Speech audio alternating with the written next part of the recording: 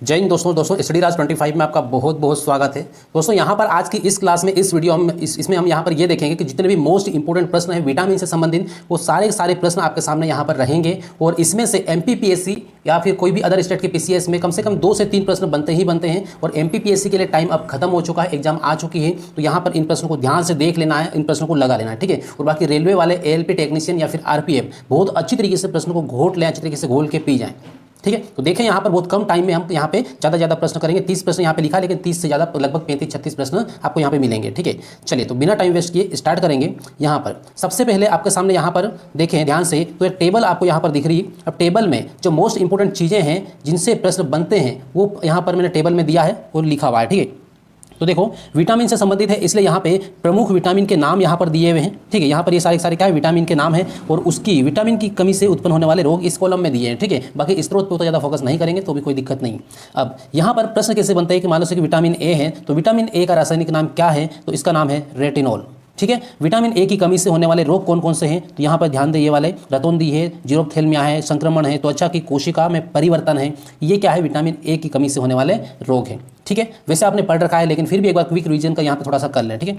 Vitamin B1 का रासायनिक नाम क्या है, तो बी1 का रासायनिक नाम यहाँ पर है थाइमिन, ठीक है। क्या है ये, थाइमिन। अब थाइमिन है तो इससे थाइमिन की कमी से या फिर विटामिन बी1 की कमी से होने वाला जो रोग है वो कौन सा है, तो वो बेरी रोग है और एक वृद्धि रुक जाना, एक बेरी रोग जिसे हम लकवा भी कहते हैं, ठीक है। तो अब यहाँ पर देखिए अगला यहाँ पर विटामिन बी2 की बारी आती है और विटामिन बी2 को बोलते हैं राइबोफ्लोविन। इसका रासायनिक नाम कई बार पूछा गया है रासायनिक नाम, इसलिए इसको खास करके ध्यान रखना है, ठीक है। इसके बारे में बी2 के बारे में, और इसकी कमी से होने वाला जो रोग है वो है किलोसिस। कौन सा है, किलोसिस। अभी तक बहुत कम पूछा गया ये वाला, लेकिन अब पूछने की ज़्यादा संभावना रहेगी, ठीक। तो ध्यान रखें इसको। उसके बाद फिर यहाँ पर देखें आगे, तो अगला वाला पॉइंट, अगला आता है बी3 और बी3 यहाँ पे इसका जो रासायनिक नाम है वो क्या है, वो है नियासिन, ठीक है। नियासिन या निकोटिनिक अम्ल भी कहते हैं। इससे होने वाला जो रोग है वो सबसे फेमस रोग है, वो है पेलाग्रा, ठीक है। पेलाग्रा रोग ये एक ही रोग है यहाँ पे जो खास तौर पे बी3 की कमी की वजह से होता है, ठीक है, विटामिन बी3।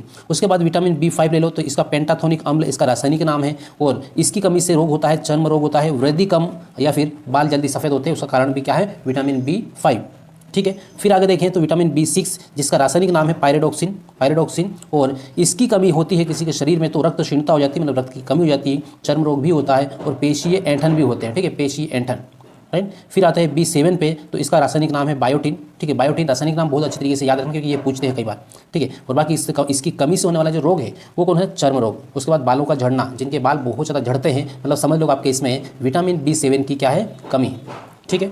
फिर आगे यहाँ पर देखें तो नेक्स्ट B9, ठीक है। क्या है ये, B9। अब B9 इसका रासायनिक नाम क्या है, फोलिक एसिड, मतलब फोलिक अम्ल, ठीक है। इसकी B9 की कमी से क्या होता है, यहाँ पे रक्त क्षीणता होती है, ठीक है, रक्त क्षीणता और कुंठित वृद्धि हो जाती है, मतलब वृद्धि नहीं हो पाती सही तरीके से, ठीक है। चलिए इसी टाइप से यहाँ पर आगे बढ़ेंगे और इसके आगे यहाँ पर आएगा ये विटामिन सी आएगा और विटामिन सी का रासायनिक नाम क्या है, ये लगभग आपको सभी को पता है, एस्कॉर्बिक एसिड बोलते हैं इसको, ठीक है। क्या बोलते हैं, एस्कॉर्बिक एसिड, ये इसका रासायनिक नाम है और इससे होने वाला जो रोग है वो है स्कर्वी रोग, ठीक है। स्कर्वी रोग यहाँ पे ध्यान रखना इसको, स्कर्वी रोग को, ठीक है ये। और बाकी विटामिन डी है तो विटामिन डी कैल्सीफेरॉल इसका रासायनिक नाम है, ठीक है, कैल्सीफेरॉल। उसके बाद इससे होने वाला जो रोग है वो सूखा रोग है जिसे हम रिकेट्स भी कहते हैं और ऑस्टियोमलेशिया भी इसका यहाँ पे ये है। तो ऑस्टियोमलेशिया अलग है जो बड़ों में होता है और जो रिकेट्स रोग है जो छोटे बच्चों में जो हाथ पैर वगैरह से टेढ़ हो जाते हैं, कभी धनुष के आकार के हो जाते हैं, इस टाइप के हो जाते हैं, ठीक है, या फिर जो कुपोषित बच्चे होते हैं उनमें अधिकतर ये होता है, ठीक है। अब फिर विटामिन ई की बात करें, टोकोफेरॉल, इसकी कमी से क्या कौन से रोग होते हैं, तो पेशियाँ कमज़ोर होती है और जनन क्षमता में कमी आ जाती है, ठीक है, विटामिन ई की वजह से, ठीक है। उसके बाद विटामिन के लास्ट में, विटामिन के की कमी होती है तो इससे चोट लगने पर कहीं पर भी रक्त का थक्का नहीं जमने की वजह से ब्लड बहता रहता है, क्लियर है। तो ये यहाँ पे थी टेबल और मोस्ट इंपोर्टेंट चीज़ें यहाँ थी जो हमने रिवीजन की। अब आपके सामने आएंगे प्रश्न, ठीक है। तो प्रश्न यहाँ पर ये देख ले सबसे पहले, और पहला प्रश्न यहाँ पर कौन सा है, थोड़ा सा इसको देखें। हाँ, यहाँ पर आपको सीक्वेंस थोड़ा सा अलग मिलेगा। सीक्वेंस यहाँ पे क्वेश्चन नंबर 6 जैसे यहाँ पे लिखा हुआ है, तो 6 नहीं है, पहला ही है, लेकिन क्वेश्चन नंबर जो है वो थोड़े सबके अलग अलग डले हुए हैं, ठीक है। ध्यान रखना, आपको केवल प्रश्नों पे फोकस करना है, क्वेश्चन नंबर पे नहीं, ठीक है। तो देखो यहाँ पर सबसे पहले प्रश्न जो है ये दिया हुआ है कि विटामिन क्या होते हैं, विटामिन किसे कहते हैं या फिर क्या होता है। तो विटामिन इसका जो रासायनिक नाम है वो क्या है, बाकी विटामिन के बहुत सारे जितने भी विटामिन हैं सभी के रासायनिक नाम अलग अलग है, इसलिए यहाँ पर आपको केवल ये बताना है कि जो विटामिन हैं ये क्या होते हैं। ये इस प्रश्न को, इसका जवाब क्या है ये आपको बताना है, ठीक है। देखो तो ये है कार्बनिक यौगिक होते हैं, क्या है, जितने भी विटामिन है ये कार्बनिक यौगिक होते हैं, क्लियर रहता। फिर आगे बढ़ जाएं और नेक्स्ट क्वेश्चन, अगला क्वेश्चन यहाँ पर है वो ये है कि निम्नलिखित में कौन सा विटामिन प्रतिस्कंदन विषों के प्रतिविष प्रतिकारक के रूप में प्रयोग किया जाता है। ठीक है, तो ये प्रश्न है, इसका जो राइट आंसर है वो कौन सा है, थोड़ा सा यहाँ पे ध्यान दें और इसका आंसर आप बताएं सबसे पहले। ठीक है, इस आंसर आप बताएं, उसके बाद फिर यहाँ पे मैं आपको बता दे रहा हूँ। तो जो भी आंसर है आपका, आपने कमेंट कर दिया, आप इसके बाद यहाँ पर देखें तो इसका जो राइट आंसर है वो है विटामिन के। विटामिन प्रतिस्कंदन विषों के प्रतिविष प्रतिकारक के रूप में प्रयोग किया जाता है, वो विटामिन के का प्रयोग करते हैं। ठीक है, फिर आगे बढ़ें और नेक्स्ट क्वेश्चन आपके सामने यहाँ पर है 27, मतलब क्वेश्चन नंबर 3 है, लेकिन क्वेश्चन नंबर जो है वो थोड़े अलग अलग डले हुए हैं। ठीक है, अब निम्नलिखित में से क्या आंत के जीवाणुओं द्वारा संश्लेषित होता है। ठीक है, निम्नलिखित में से क्या आंत के जीवाणुओं द्वारा संश्लेषित होता है, मतलब आंत में जो जीवाणु होते हैं वो बनाते हैं, वो क्रिएट करते हैं। तो क्या क्रिएट करते हैं इसके बारे में आपको बताना है 27 का। तो अपने जो पेट में जो जीवाणु होते हैं आंतों में, वो विटामिन B12 का भी निर्माण करते हैं और विटामिन के का भी निर्माण करते हैं, इसलिए इसका जो आंसर है ए और बी दोनों हैं। राइट, तो इस तरीके से यहाँ पर इसको ध्यान रखना है। अब फिर यहाँ पर आगे बढ़ें और नेक्स्ट क्वेश्चन अपना है, ये है विटामिन डी का स्रोत है। तो विटामिन डी का स्रोत आप सभी को पता है क्या है, जो भी है आपका आंसर कमेंट कर दें। ठीक है, अब यहाँ पर देखें, इसका जो राइट आंसर है वो ये है सूर्य की किरण है। क्या है, सूर्य की किरण है। सूर्य की किरणों से ही हमें क्या मिलता है, विटामिन डी मिलता है।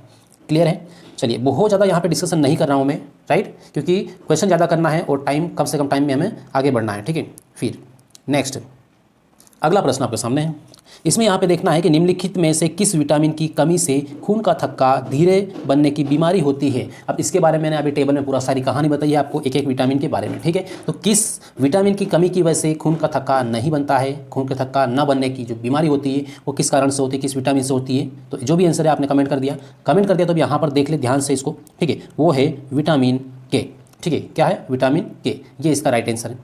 फिर यहाँ पर देखें आगे और आगे बढ़ें तो नेक्स्ट क्वेश्चन आपके सामने आता है और यहाँ पर प्रश्न कहता है कि निम्नलिखित विटामिनों में से कौन सा शरीर में भंडारित नहीं होता है। जितने भी विटामिन है यहाँ पे दिए हुए हैं, इनमें से कौन सा शरीर में भंडारित नहीं होता है, मतलब एकत्रित नहीं होता है, जिसको हमें बाहर से लेना पड़ता है। ठीक है, तो वो कौन सा विटामिन है बताएं, विटामिन ए, डी, सी या फिर ई। जल्दी से अपना आंसर कमेंट करें, जो भी आपका आंसर है। ठीक है, चलिए, तो जो भी है आपका आंसर आपने कमेंट कर दिया। आप यहाँ पे देख लें, इसका जो राइट आंसर है वो ये है विटामिन सी।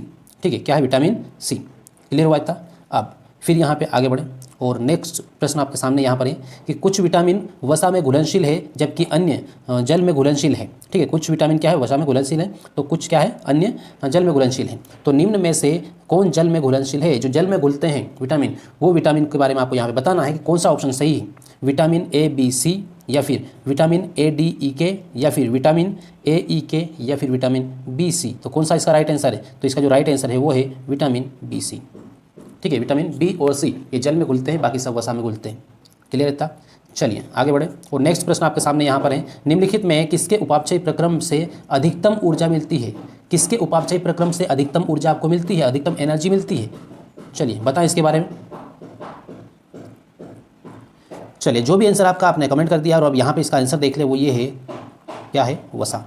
ठीक है, वसा इसका राइट आंसर है, तो इसको ध्यान रखना है, वसा से हमें सबसे ज़्यादा एनर्जी मिलती है। ठीक, उसके बाद फिर आगे बढ़ते हैं और नेक्स्ट प्रश्न आपके सामने आता है यहाँ पर, वो ये है कि अधिकांश प्राणियों के जीवित पदार्थ का लगभग 80% पदार्थ है, 80% पदार्थ है, क्या है, अधिकांश प्राणियों के जीवित पदार्थ का लगभग 80% पदार्थ है, क्या है, तो ये आपको बताना है। तो इसका जो राइट आंसर है वो ये है प्रोटीन। क्या है, प्रोटीन।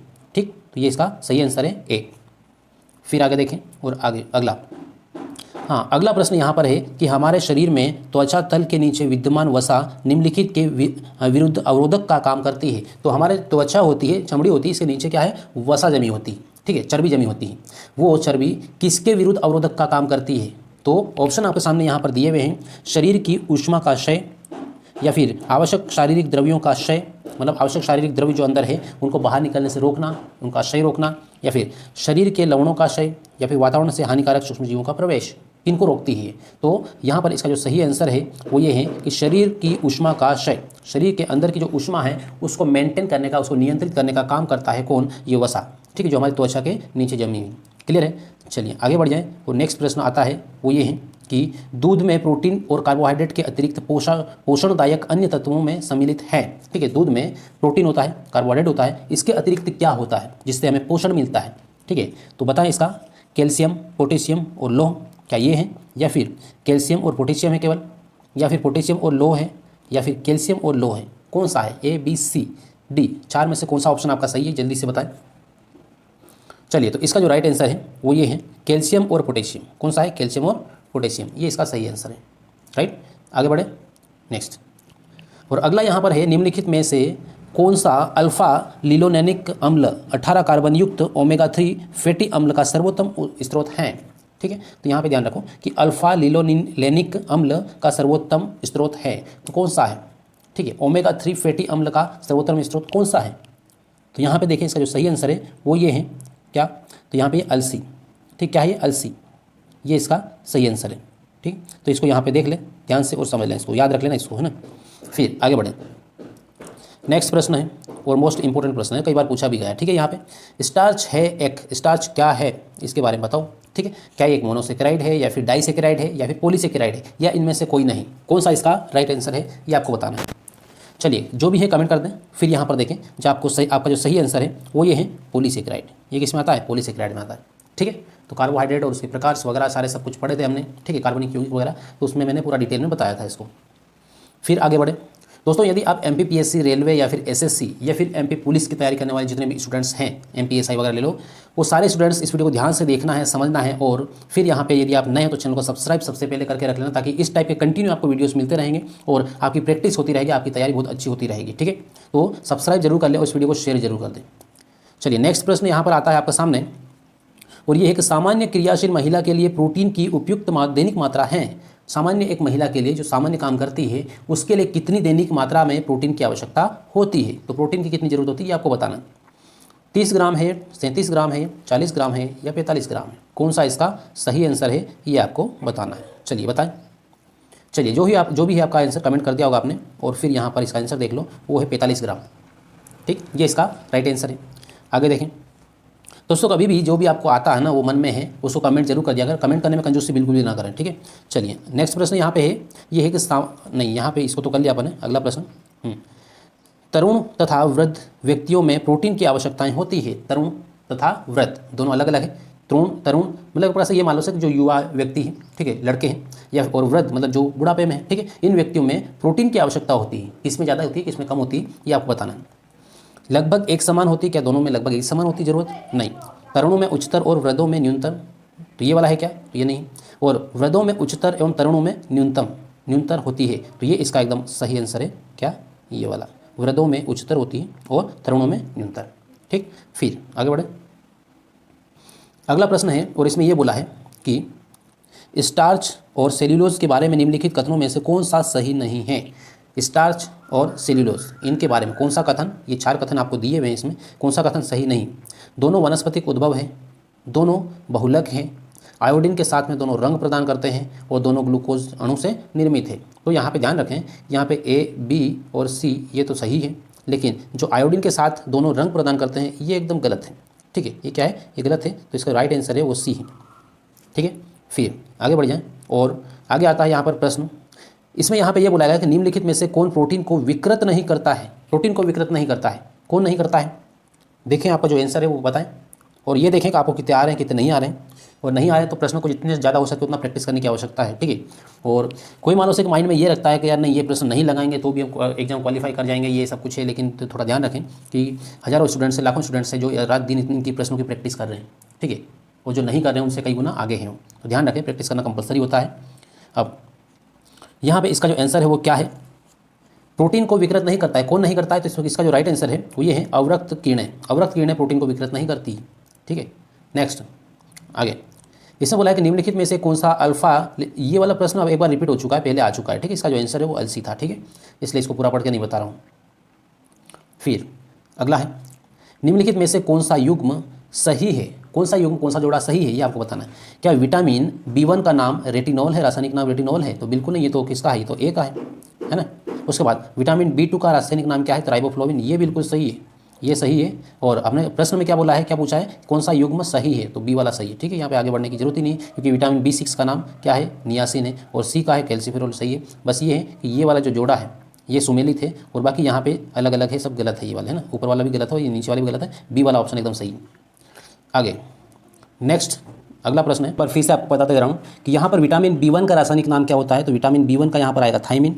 विटामिन B2 का क्या है, तो विटामिन B2 का राइबोफ्लोविन। विटामिन B12 का सबसे पहले मिला लो, तो यहाँ पे B12 का कोबालामिन है, क्योंकि इसमें कोबाल्ट होता है। और B6 है पायरिडॉक्सिन। हो गया। तो अब यहाँ पे देखो कौन सा ऑप्शन आपके लिए सही है इन चारों में से। तो सबसे पहले ए वाले का क्या है, फोर्थ है। फोर्थ सबसे पहले यहाँ पे कहाँ है, तो ए वाले में यहाँ पे एक, तो बी में भी 4 है और इसमें भी 4 है, डी में।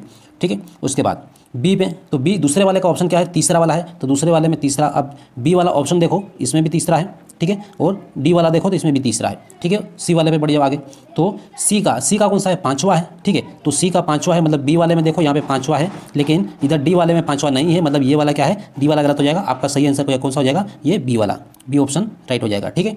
बस ये यहाँ पे कंप्लीट हुआ। ये तब आप सही तरीके से लगा पाएंगे जब इनके सभी के रासायनिक नाम आपको पता है। ठीक, आगे बढ़े। हाँ, नेक्स्ट क्वेश्चन आपके सामने यहाँ पर है और काफ़ी इंपॉर्टेंट है।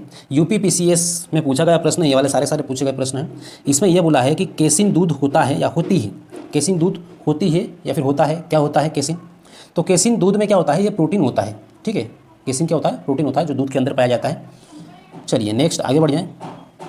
अगला है, दुग्ध प्रोटीन को पचाने वाला एंजाइम है। दूध में पाए जाने वाला जो प्रोटीन है, उस प्रोटीन को पचाने वाला एंजाइम कौन सा है, उस एंजाइम का नाम बताएं। तो एंजाइम का नाम क्या है, जो भी आपको नाम याद है इन चारों में से, पेप्सिन है, ट्रिप्सिन है, रेनिन है या फिर इरेप्सिन है, कौन सा वाला सही है इन चारों में से। ठीक है। चारों को आपको बताना है। चलिए, जो भी आपका आंसर है आपने कमेंट कर दिया, नहीं किया तो कमेंट कर दें। और देखिए आपका जो राइट आंसर है वो है रेनिन। ठीक है। रेनिन ये क्या है, एक एंजाइम है जो दूध में जो प्रोटीन होता है उसको पचाने का काम करता है। राइट। आगे नेक्स्ट यहाँ पर है, दूध का दही में परिवर्तन किसके द्वारा होता है। किसके द्वारा होता है, दूध से दही किसके द्वारा बनता है, कौन बनाता है। बैक्टीरिया बनाता है या विटामिन द्वारा बनता है, एंजाइम द्वारा, या फिर इनमें से कोई नहीं, उपरोक्त में से कोई नहीं। चले बताएं इसका आंसर। ठीक है, आगे बढ़ जाएं। तो इसका जो राइट आंसर है वो ये है बैक्टीरिया। ठीक है। दूध में क्या होता है, बैक्टीरिया होता है और वही दूध को दही में कन्वर्ट करने का काम करता है। आगे बढ़ जाएं। और नेक्स्ट प्रश्न आपके सामने ये है, दूध में विद्यमान सेकेराइड है। जो दूध में विद्यमान सेकेराइड होता है वो सेकेराइड कौन सा है, सुक्रोज होता है, लैक्टोज होता है, माल्टोज होता है या फिर राइलोबायोस होता है। ठीक है। कौन सा होता है इनमें से, बताएं इसका आंसर। तो इसका जो राइट आंसर है वो है लैक्टोज होता है। ये आपने कई बार पढ़ा भी होगा। ठीक है। कई बार बेसिक सा क्वेश्चन है ये वाला। अब अगला प्रश्न है, बासमती चावल सभी लोग खाते हैं। ठीक है। तो बासमती चावल के दाने पकाने पर लंबे हो जाते हैं क्योंकि उनमें बहुल्य होता है या फिर बहुल्य है। तो बासमती चावल जब हम बनाते हैं, साइज़ बनाने से पहले कम होती है लेकिन बनाने के बाद लंबी हो जाती है। वो क्या कारण है, उसमें क्या होता है जिसकी वजह से लंबी हो जाती है, साइज़ लंबाई बढ़ जाती है। तो दोस्तों यहाँ पर इसमें उन चावल में, मतलब बासमती चावल में होता है एमाइलोज। क्या होता है, एमाइलोज, जिसकी वजह से इसकी लंबाई क्या होती है, बढ़ जाती है। क्लियर है। अब आगे बढ़े।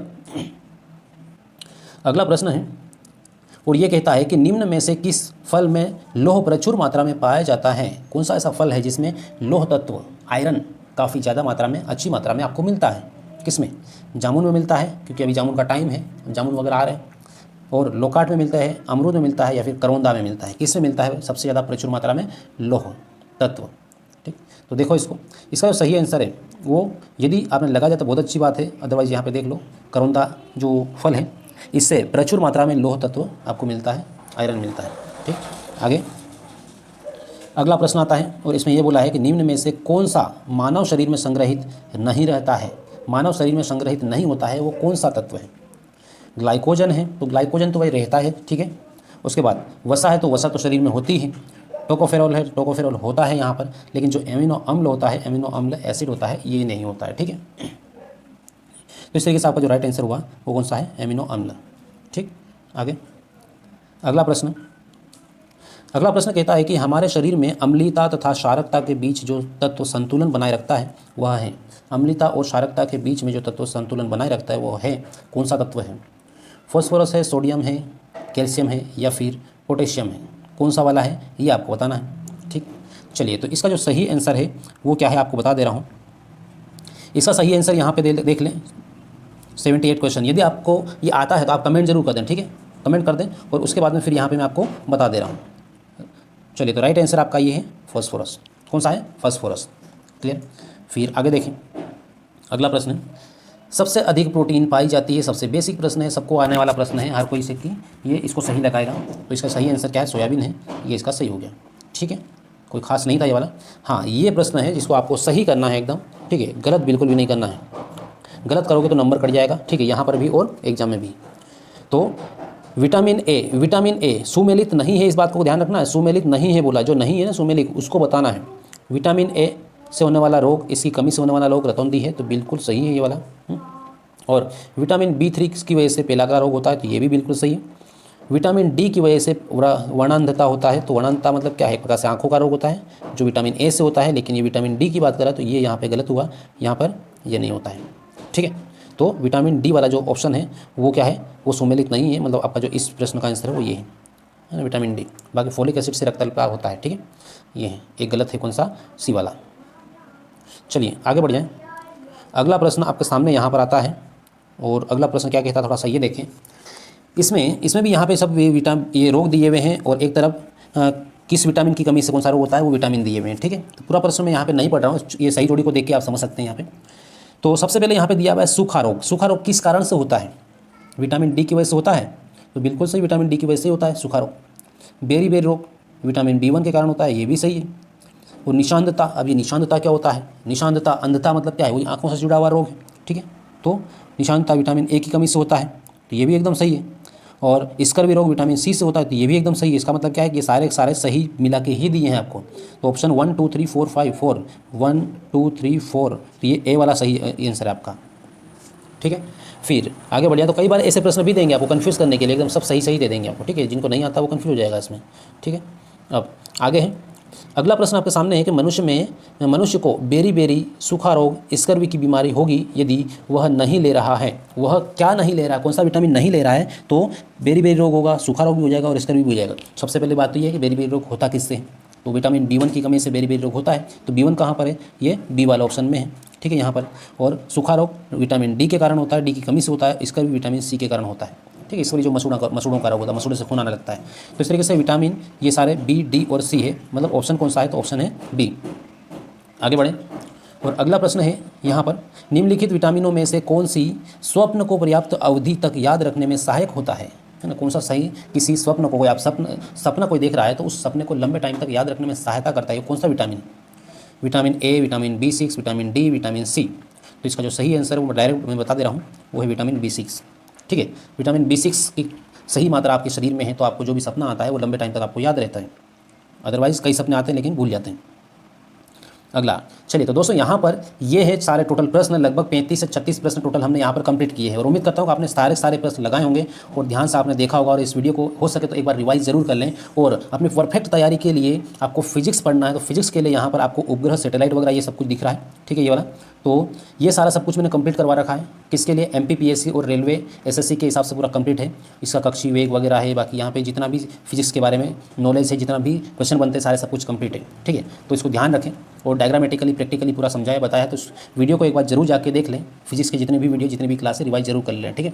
चलिए दोस्तों, यदि आपने चैनल को सब्सक्राइब नहीं किया तो सब्सक्राइब जरूर कर लें, और बाकी लाइक शेयर तो करना ही करना है आपको, इतना तो कम से कम आप कर सकते हैं, ठीक है। चलिए दोस्तों, मिलेंगे अगली क्लास में। जय हिंद।